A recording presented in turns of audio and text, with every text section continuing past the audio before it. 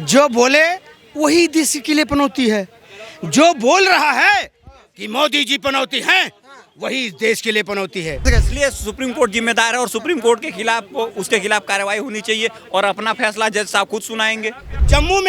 जम्मू में इनके राज होते थे और आप सोचो कि सैनिकों पे पत्थर मारे जाते थे और कभी लाल चौक पे तिरंगा नहीं फहराया जाता था। वही मोदी बब्बर शेर है जो सीना ठोक के जाके बोला कि मैं आ रहा हूँ लाल चौक पे, जिसके माँ ने दूध पिलाया है आए मोदी पे गोली चलाए है, और तिरंगा लाल चौक पे उसने फहरा दिया था। यह है मोदी जी का चैलेंज, ये था मोदी जी का चैलेंज। तो इसीलिए मैं कह रहा हूँ पनौती वो है मोदी जी को जो बोलते हैं। मोदी जी इस देश को आज कहाँ लेके गए हैं ना। पनौती क्या पनौती क्या होती है, मैं बता दो पनौती कौन होता है। पनौती किसे कहते हैं, ध्यान से समझिएगा। हमारे देश के सबसे बड़े पनौती हैं पंडित जवाहरलाल नेहरू। क्या बात। सबसे बड़े भाई दुनिया में हमको आज़ादी मिली, ठीक है, हमारे देश का बंटवारा हो गया। भाई साहब ये देश के पहले इकलौते प्राइम मिनिस्टर हैं जिनको इतना कॉमन सेंस नहीं होता है कि दुनिया में सबसे पहले काम होता है जब बंटवारा होता है तो जितने विवाद होते पहले वो खत्म किया जाता है। जो घर का लीडर, जो घर का बड़ा आदमी अपने आने वाली फैमिली, आने वाली जनरेशन के लिए मुद्दे छोड़ के जाता है, उससे बड़ी पनौती कुछ हो नहीं सकती है। नमस्कार, मैं आकाश कुमार और आप देखना शुरू कर चुके हैं हिंदुस्तान 9 न्यूज़। जिस तरीके से अभी आपने देखा होगा फ्लाइट क्रैश हुई अहमदाबाद में, जो विपक्ष के कुछ कार्यकर्ता हैं, जो इन्फ्लुएंसर, सो कॉल्ड इन्फ्लुएंसर बनते हैं, वो मोदी जी को पनौती बता रहे हैं। बताने का पैमाना उन्होंने ये रखा कि जब से मोदी जी आए, चाहे वो मणिपुर हुआ हो, चाहे वो ट्रेन हादसा हुआ हो, चाहे वो महाकुंभ हुआ हो, चाहे वो आरसीबी की विक्ट्री परेड में स्टैम्पेड हुआ हो, जितनी भी चीज़ें हैं, आज भी फ्लाइट क्रैश हो गई तो मोदी जी जो है वो पनौती हैं, उनका मानना है। और जितनी भी पोस्ट आ रही हैं उसमें एक हंसी वाली इमोजी बन रही है। वो इमोजी किसकी है, किस नाम से है, या भली बात ही जानते हैं। और अगर आप नहीं जानते तो आप स्क्रीन में देख सकते हैं कि जितने भी लोग हैं ये सब इमोजी इन्होंने हंसी वाली बना रखी है। इसी मुद्दे को लेकर हम बात करेंगे कि आखिर में उनकी क्या राय है। नमस्कार सर, नाम क्या होगा आपका? अमित नाम हुआ मेरा। क्या लग रहा है कि जो ईरान इजराइल का जो कॉन्फ्लिक्ट है और ये जो आपने देखा होगा ये फ्लाइट क्रैश हुई है, पहले तो मैं फ्लाइट क्रैश पर आता हूँ कि जो फ्लाइट क्रैश हुई है कि सच्चे में मोदी जी की वजह से हुई है? ना, कोर्ट की वजह से हुई है। कोर्ट की वजह से? कोर्ट की वजह से कैसे? इसलिए सुप्रीम कोर्ट जिम्मेदार है और सुप्रीम कोर्ट के खिलाफ उसके खिलाफ कार्रवाई होनी चाहिए और अपना फैसला जज साहब खुद सुनाएंगे। ठीक है, जब सिबली को भारत सरकार ने सिक्योरिटी इशू दे के बैंड कर दिया था कि इसके चलते सिक्योरिटी इशू हो जाएगा, तुर्की की कंपनी है जो भारत विरोधी है, अब जो न्यूज़ सामने आ रही है मीडिया की उसमें ये लिखे आ रहा है कि जो ऑयल सप्लाई का वो था वो उन्होंने ग्राउंड स्टाफ ने बंद कर दिया था। तो ग्राउंड स्टाफ जो है वो सिबली के अंदर काम करता है पूरे भारत के अंदर। तो एक बात बताइए, इसमें अब जज साहब के ऊपर ये कार्रवाई होनी चाहिए कि नहीं होनी चाहिए? जब हमको पता लग गया कि ये पत्रकार जो है एंटी नेशनल है, ये देश के खिलाफ है और उसकी रोजी रोटी बनाने के लिए आप फैसला दे रहे हैं और आपके फैसले से अब 250 लोगों की जान गई है, तो उसकी जिम्मेदारी किसकी होगी? जो फैसला देगा उसकी होगी कि नहीं होगी? ठीक है, हमारे साथ एक सुप्रीम कोर्ट के अधिवक्ता भी हैं, जो सीनियर अधिवक्ता हैं, वकील हैं।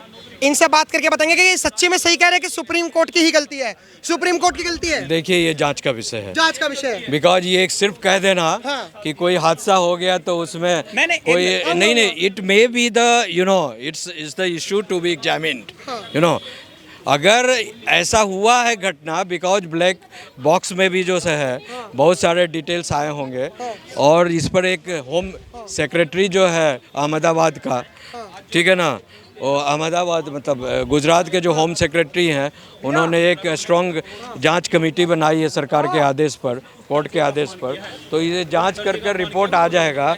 और ये जो इन्होंने जो एक अमित साहब ने जो एक इशू रेज किया है, that may be one of the reasons, because जो इसमें जो टर्की के जो उसके जो दामाद और उनकी बेटी जो है वहाँ के प्रधानमंत्री या राष्ट्रपति के जो हैं, वो जो वहाँ पर मैनेजमेंट में पूरे भारत में बड़े बड़े बंदरगाहों और इसमें जो एयरलाइंस के टेक्निकल ग्राउंड्स को, ये तो आपने बता दिया मोदी जी पनौती है नहीं है उसमें जो है। मोदी जी को इतने बुरी भलक बातें कह रहे हैं कि मोदी जी पनौती हैं, विपक्ष के इन्फ्लुएंसर।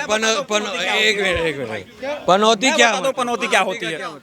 मैं बता दो पनौती कौन होता है। पनौती किसे कहते हैं, ध्यान से समझिएगा। हमारे देश के सबसे बड़े पनौती हैं पंडित जवाहरलाल नेहरू। क्या बात। सबसे बड़े भाई दुनिया में हमको आज़ादी मिली, ठीक है, हमारे देश का बंटवारा हो गया। भाई साहब, ये देश के पहले इकलौते प्राइम मिनिस्टर हैं जिनको इतना कॉमन सेंस नहीं होता है कि दुनिया में सबसे पहले काम होता है जब बंटवारा होता है तो जितने विवाद होते पहले वो खत्म किया जाता है। जो घर का लीडर, जो घर का बड़ा आदमी अपने आने वाली फैमिली, आने वाली जनरेशन के लिए मुद्दे छोड़ के जाता है, उससे बड़ी पनौती कुछ हो नहीं सकती है, ठीक है। तो वो हमारे देश के सबसे बड़े पनौती अगर कोई है पंडित जवाहरलाल नेहरू। अब क्या क्या उनकी गलत, क्या क्या पनौतियां ये सुन लीजिए। सबसे बड़ी पनौती उनका कॉन्स्टिट्यूशन, बाद में कभी बात करेंगे। दूसरी सबसे बड़ी पनौती चीन को रसद सप्लाई दे के ताइवान तिब्बत पे कब्जा करवाना।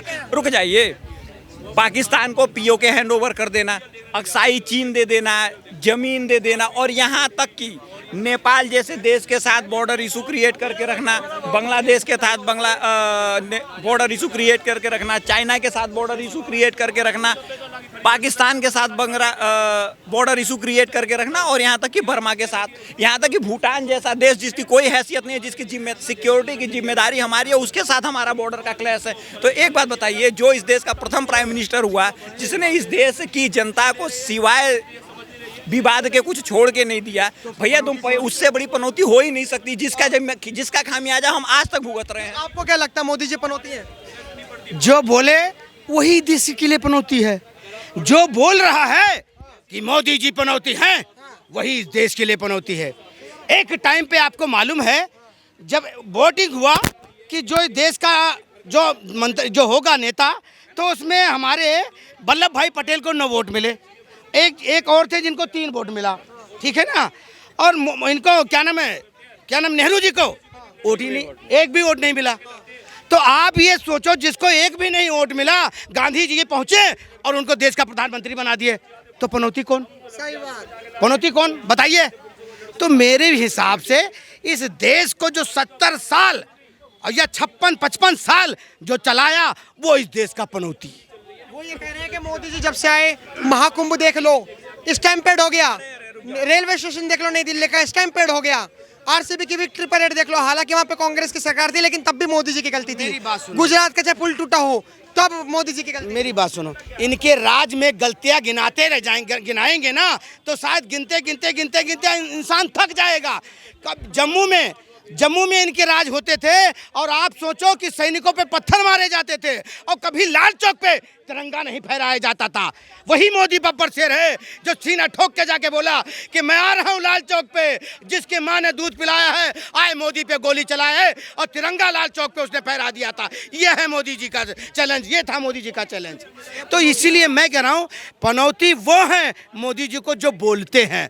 मोदी जी इस देश को आज कहाँ लेके गए हैं ना, वो जनता बाखूब जानती है। कर्नाटक के सीएम जो हैं वो हंस रहे थे, उनके जो लोग थे वो हंस रहे थे कि जो फ्लाइट क्रैश पे जो संबोधित कर रहे थे मीडिया को।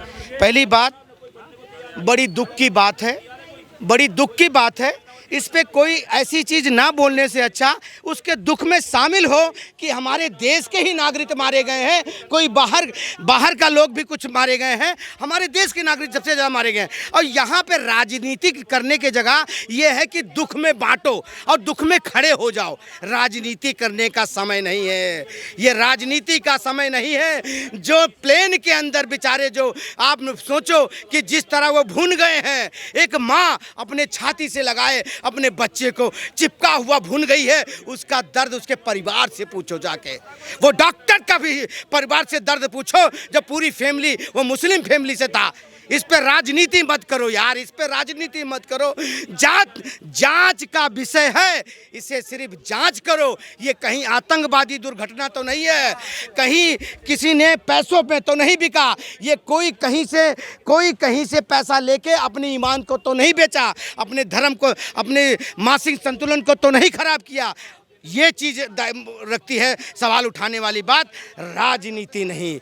राजनीति गलत है। आज इस टाइम पे तुम लोगों को खड़ा होना चाहिए कि मोदी जी जो कुछ हुआ है, आप इसे गहराई से इसका जांच लें, उस ब्लैक बोर्ड से हर चीज़ का जांच लें, और उससे बताएं लोगों की, जनता में, किसके वजह से ये प्लेन क्रैश हुआ, किस वजह से हुआ और कैसे हुआ, क्या कारण था। सर, सुप्रीम कोर्ट केस में कुछ नहीं करेगा? सुप्रीम कोर्ट जो है ऑलरेडी, सुनिए, सुप्रीम कोर्ट ने इस इशू पर एक सुओ मोटो एक्शन ले चुका है, समझ गए? Suo motu supreme court chief justice of India, honourable chief justice of India B.R. Gavai साहब जो हैं, इस पर ऑलरेडी सुओ मोटो एक्शन लेकर जो है, और कुछ डॉक्टर्स ने इनिशिएट किया था इस इशू को।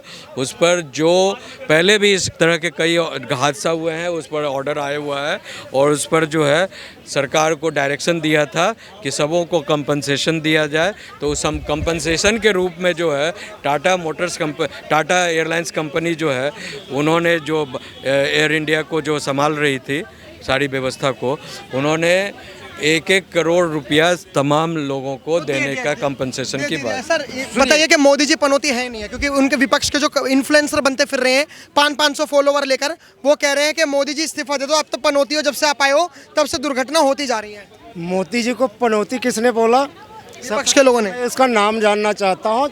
जो बंदा बोल रहा है मोदी जी का पनौती, उसका खानदान पनौती है। मैं जवाहरलाल नेहरू से चालू करना चाहता हूँ। वो देश के लिए पनौती है, उसका परिवार जो है ना पूरा पनौती है। मैं बता देता हूँ उसका खानदान कैसे पनौती है।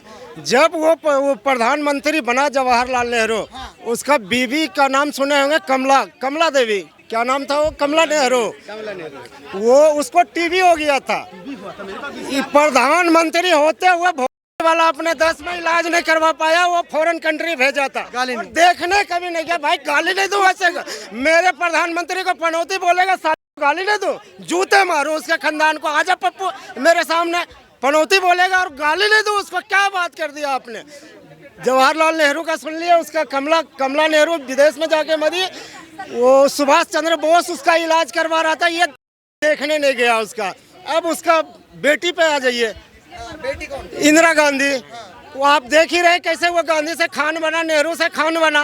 पनौती कौन हुआ देश के लिए? कितने बड़े बड़े नेता देश के लिए, देश का मरा उसके लिए। लेकिन वो समय कुछ और था।